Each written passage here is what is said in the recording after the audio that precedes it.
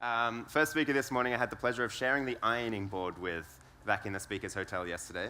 And in my opinion, which obviously I have my own, I suppose, ironing technique, which is good or bad, I'm not sure.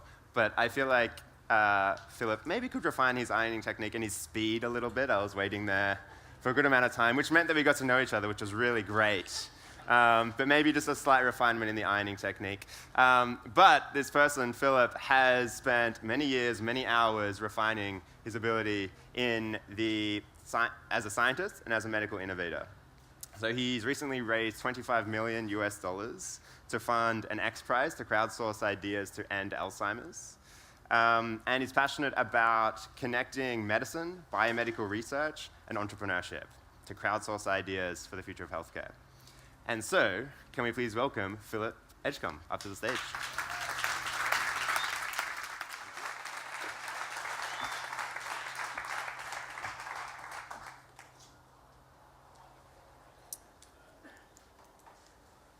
So who here would like to live to be 80 years old?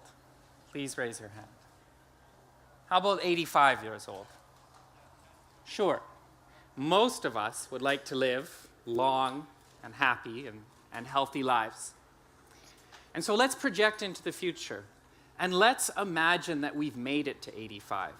And now I want you to form a group of 3 people. Look around and form a group of 3 people. Get to know this person a little bit. Okay.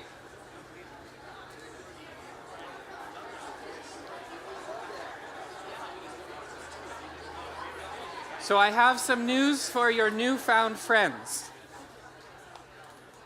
The unfortunate reality is that by the age of 85, one in three of you will have Alzheimer's, a debilitating disease of the brain that is a kind of dementia. Now, sure, you may be thinking that you're the lucky one. You're not going to get Alzheimer's. But then the reality is you will be a caregiver for someone with Alzheimer's. And so my passion is focused on revolutionizing healthcare. And in the last year, my focus has been on developing a crowdsourcing competition to end Alzheimer's. And I think it's incredibly important because if we don't do something differently, it's going to touch all of our lives. But I realize that we've all come together and joined here at Catapult to do more than that. To imagine and understand how we can use impact investing and exponential technologies to create a future society in which we can all thrive and live to our fullest potential. And so to get there, we're going to need breakthroughs in education, in environment, in energy. And so as you listen to today's talk, I want you to think about how you can use crowdsourcing to drive a major breakthrough in the global grand challenge that you are passionate about. So I'm going to break my talk into 3 parts: an introduction to crowdsourcing, a case study of crowdsourcing in the context of Alzheimer's, and finally, I'm going to talk about healthcare and how healthcare at this time is ripe for disruptive innovation and for people like you, exponential thinkers, to get into this space. I mean, let me just give you an idea of where we are in terms of the status quo. Last Friday, I was working in the emergency department back in Canada, and I was seeing a patient. Now, it became apparent that we needed some information from the surgical department. So they, as per procedure, I kid you not, I called and asked them to fax the information over. Fax. And after 2 times of trying, the fax machine wouldn't even work. So I ran to the other side of the department, to the hospital, brought the piece of paper back over with the information. And so that's not even linear progress. I mean, I would have been better off if I had had a carrier pigeon. So there's room and scope for innovation in healthcare. But first off, let's talk about crowdsourcing. A crowdsourcing competition can capture the world's imagination, can push the limits of what is possible, and can create a sense of of achievement, and it can push and spur innovation forward and accelerate the rate of positive change. Let me start with a few examples. The Longitude Prize was a crowdsourcing competition launched in 1714 as a result of the Sicily naval disaster, where the British Navy lost 4 fleets because they had made a mistake in navigation. So to try to improve that situation, the British government launched a £20,000 competition to the first person that could come up with a better way to navigate their ships. Now, in those days, people navigated their ships by looking at the stars. And so everyone expected it was going to be an astronomer who was going to come up with the breakthrough. But in fact, it was a clockmaker. This clockmaker built a clock that could keep time at sea, and because of that, sailors could track the time which the sun rose each day and back calculate where they were on the Earth. This goes to show that crowdsourcing competitions often result in surprising solutions. Another example is the Orteg Aviation Prize. Mr. Orteg, an aviation enthusiast, put up $25,000 for the first aviator who could fly direct from New York to Paris. It was won in 1927 by Charles Lindbergh, who had flown for 33.5 hours on a solo flight from New York to Paris. Now, that was a very smart investment for Mr. Orteg, because in total, all of the teams competing had spent 16 times more money than the prize purse itself to achieve that goal. And so a well-designed crowdsourcing competition will make the prize itself and the challenge of winning it and the prestige of winning it more important than the prize purse. And that's how, through crowdsourcing, we can leverage the investments that we make. Peter Diamandis, the co-founder of Singularity University and the XPrize Foundation, was inspired by the Orteg Prize to launch the Ansari XPrize, a $10 million prize for the first private company to be able to launch 3 people into suborbital space twice within 2 weeks. And this is what success looked like in 2004. Yes. 3, 2, 1.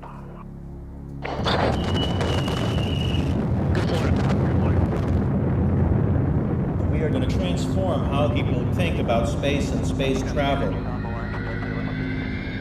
Offer a prize and they will come.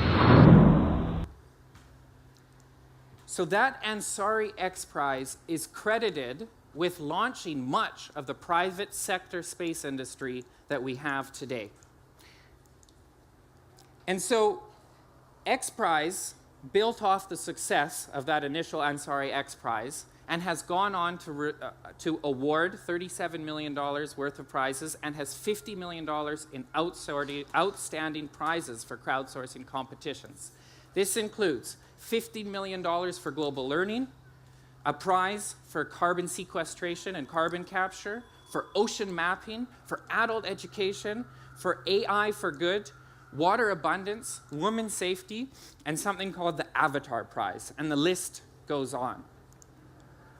And so we've seen in this first part of the presentation that crowdsourcing competitions often lead to surprising solutions, leveraged investments, and sometimes in their success can create entirely new industries. Now layer on top of that, this historically successful model of innovation, the connected world in which we've had billions of people come online in the last decade, potential problem solvers that can collaborate in unique ways, and they can use the democratization of technology to drive innovation within that space. So my challenge to you today is think about how you can use crowdsourcing to drive innovation in the field that you are passionate about. You know, you can have big ambitions, or you can start with the fairly basics. Go to one of the platforms like 99 Designs or freelancer.com or Kaggle and start by asking the crowd to design a better presentation, a better product. Come up with a new angle on an idea you have, and you'll be amazed at what the crowd can put together. Now, of course, there's more than just crowdsourcing competitions. Kickstarter is one of the most successful crowdfunding platforms. It has launched 400,000 projects and raised over $3 billion for all sorts of different ideas. The most successful crowdfunding competition on Kickstarter raised over $7 million in the first day. So Alzheimer's, a case study. As I said earlier, it is a debilitating disease. If you get Alzheimer's at first, you'll forget small things, where the keys are, names of someone you met recently, but as the disease progresses, it gets worse. You start to forget who your loved ones, your personality, who your loved ones are. Your personality starts to change. And eventually, it's very hard to even recognize who you are. So I have been part of launching a crowdsourcing competition to end Alzheimer's. This is what the healthy brain looks like. This is what the Alzheimer's brain looks like. There are brain cells that are dying, that are being killed as part of this disease. And does anybody know what the greatest risk factor for Alzheimer's is? Stress? Definitely. Anyone else? Yeah, just jump in, whoever has an idea. I heard age, and that's correct. Age is the biggest risk factor for Alzheimer's. As we heard earlier, 1 in 3 people by the age of 85 will have the disease. Why is this important? Because we're in an unprecedented era of aging. If we look at it from the historic perspective, we see that we've entered this experiment. We've discovered that after a long and healthy life, we are going to be met with Alzheimer's. This is what the world looks like today in terms of aging. This is what it will look like in 2050. We're expecting an increase from 30 million people with Alzheimer's to 120 million people with Alzheimer's around the world by 2050. It has the potential to become the economic, emotional, and social sinkhole of the 21st century.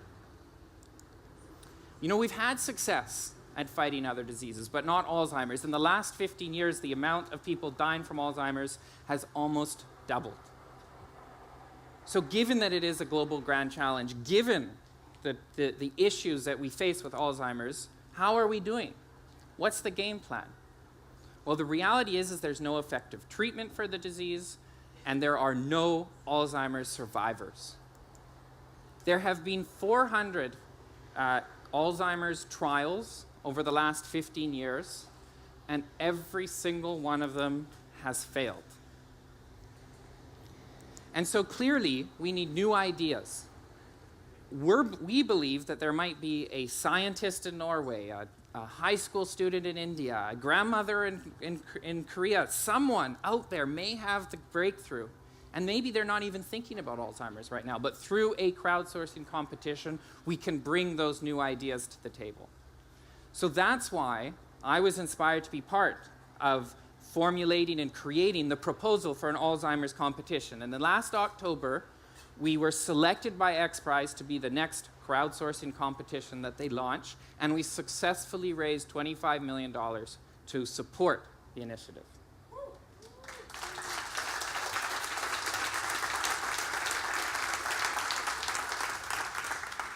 Thank you.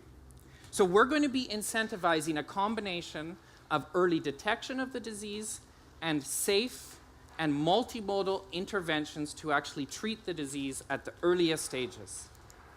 In terms of early detection, we've had prospective competitors propose to use blood tests to detect a disease which is normally associated with the brains.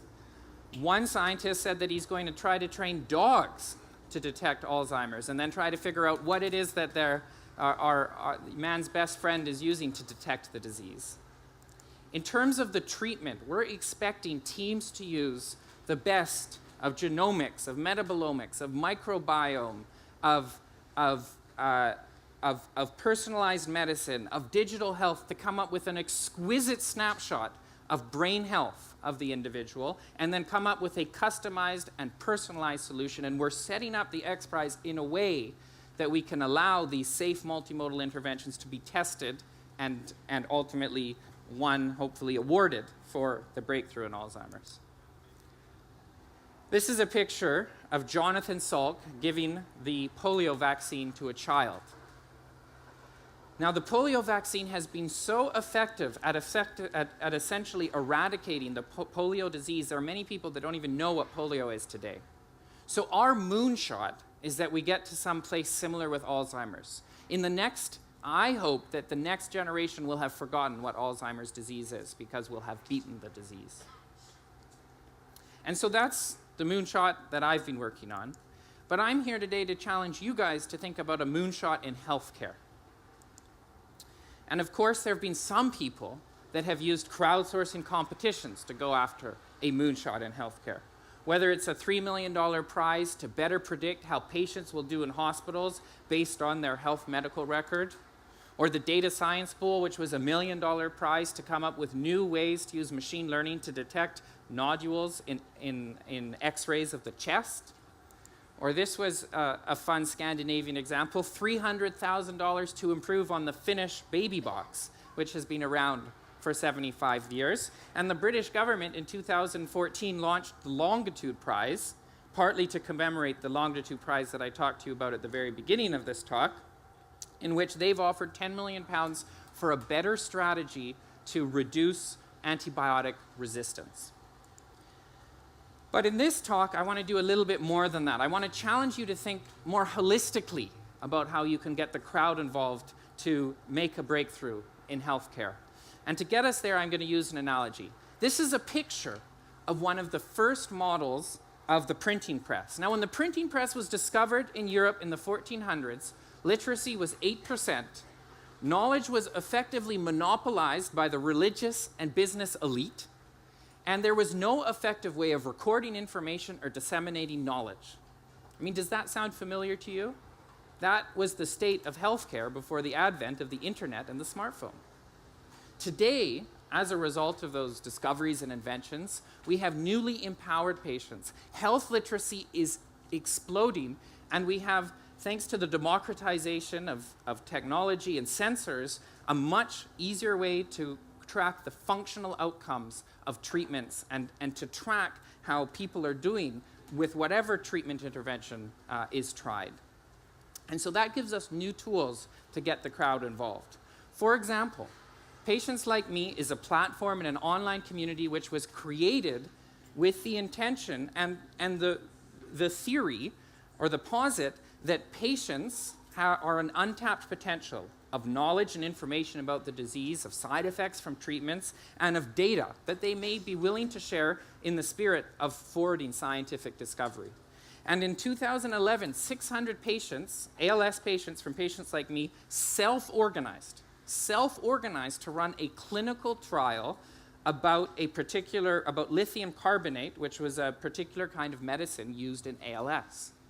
Another fascinating patient community is that of ApoE4 individuals. These are often young, tech-savvy people that have had their genome sequenced and discovered that because they have ApoE4, they have a 12-time increased chance of getting Alzheimer's. They are incredibly motivated to get to the bottom of this disease, understand what is causing the disease, and to test, sometimes on themselves, what are the effective treatments and interventions. There's other ways to get the crowd involved. I mean, a crowd of 14,000 people recently signed up to be part of the Deep Heart study. In this study, they simply downloaded an app to share their Apple Watch information, and in February of this year, scientists from the study announced that they could use the crowd's data, machine learning, and the Apple Watch to predict with an 85% accuracy whether or not someone had diabetes, just by measuring their heart rate. This is a disease that's normally associated with a buildup of sugar in the blood, and yet through the smart use of crowdsourcing, scientists were able to come up with a new means of detecting diabetes. This patient took to Twitter to say that thanks to continuous monitoring of his heart rate, he felt that his Apple Watch had effectively saved his life. But it's not just diagnostics. Because of the spread of exponential tech and digital health, there's all sorts of new avenues in treatments for healthcare that are coming available and that are being tested. Whether it's an integrated care plan to treat chronic disease, or virtual reality to treat chronic pain or PTSD, the opportunities are almost endless. And because of the democratization of these technologies, because it's getting easier to bring the crowd in and to get them excited about the research and to test whether or not these interventions work, there's been an explosion of digiceutical treatment trials. So in the last decade, there's been a doubling in the rate of trials in the digiceutical space in which we've involved the crowd at a rate of a doubling of every 2 years. So it's up to us. It's up to you. You know, I fundamentally believe that there's no problem that humanity cannot solve with the right combination of people, of capital, and technology. And so let's all come together and work towards crowdsourcing a better future of healthcare. Thank you very much.